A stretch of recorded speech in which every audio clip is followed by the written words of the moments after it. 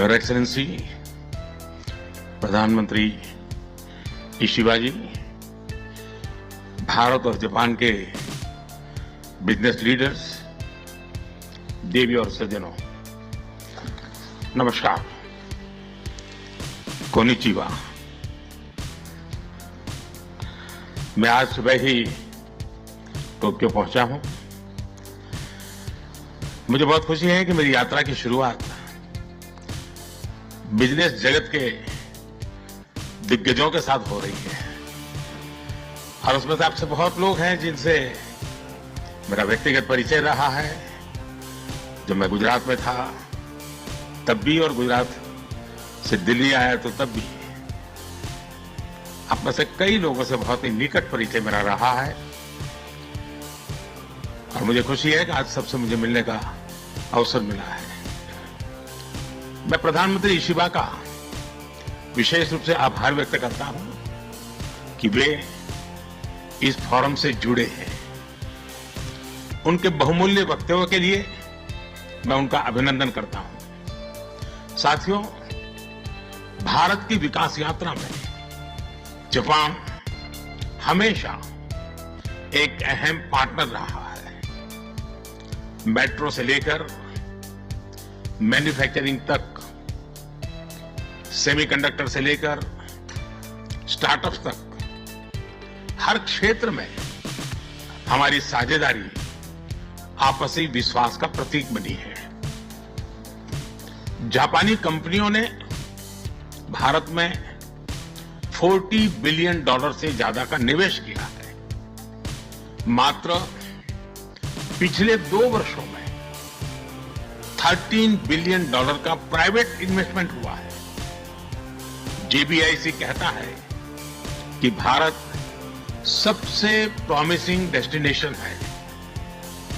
JETRO बताता है कि 80% कंपनियां भारत में एक्सपांड करना चाहती हैं और 75% ऑलरेडी मुनाफे में है। यानी in India capital does not just grow, it multiplies.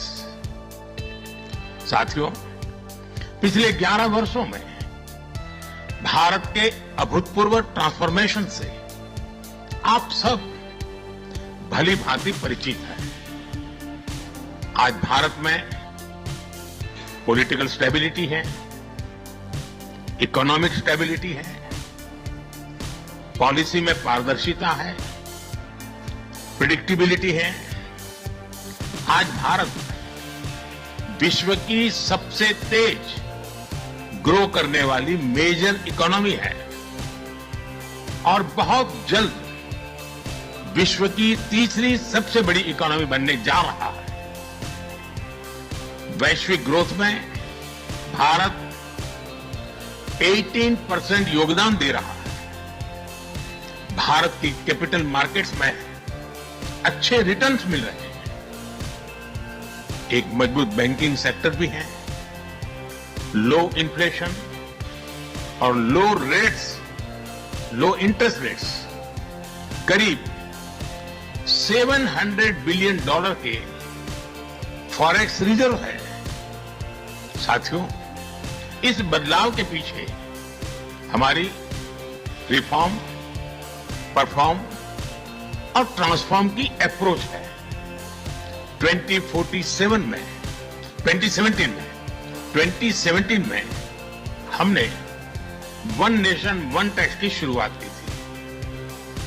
अब इसमें नए और बड़े रिफॉर्म लाने पर काम चल रहा है। कुछ हफ्ते पहले हमारी संसद ने नए और सिंप्लीफाइड इनकम टैक्स कोड को भी मंजूरी दी है।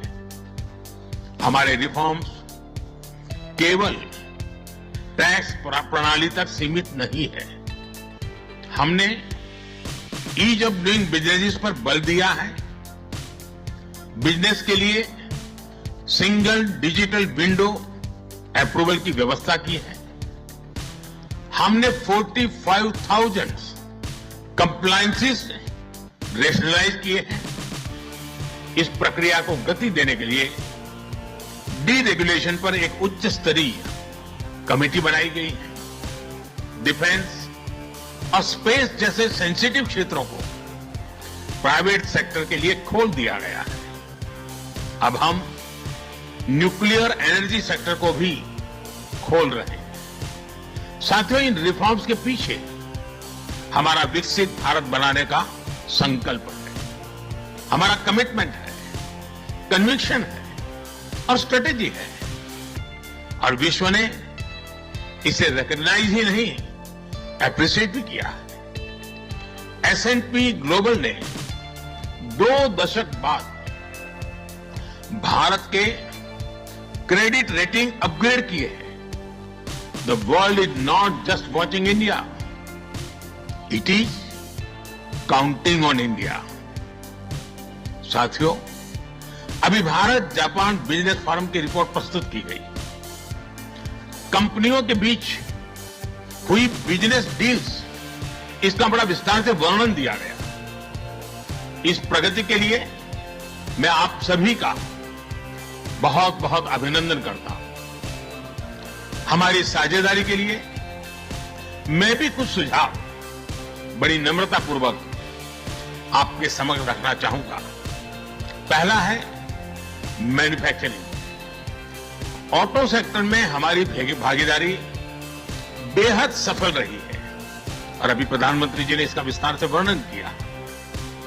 हम साथ मिलकर वही magic batteries, robotics, semiconductor, ship building और न्यूक्लियर एनर्जी में भी दोहरा सकते हैं। साथ मिलकर हम ग्लोबल साउथ, विशेषकर अफ्रीका के विकास में अहम योगदान दे सकते हैं। मैं आप सबसे आग्रह करता हूं, कम make in India, make for the world. Suzuki और डाइकिन की सक्सेस स्टोरीज आपकी भी सक्सेस स्टोरीज बन सकती है। दूसरा है टेक्नोलॉजी और innovation. Japan tech powerhouse है और भारत एक टैलेंट पावर हाउस है। भारत ने AI, semiconductor, quantum computing, biotech और स्पेस में बोल्ड और एम्बिशियस इनिशिएटिव लिए हैं। जापान की टेक्नोलॉजी और भारत का टैलेंट मिलकर इस सदी के टेक रिवॉल्यूशन का नेतृत्व कर सकते हैं। तीसरा क्षेत्र है ग्रीन एनर्जी ट्रांजिशन। भारत तेजी से 2030 तक 500 गीगावाट रिन्यूएबल एनर्जी के लक्ष्य की ओर अग्रसर है।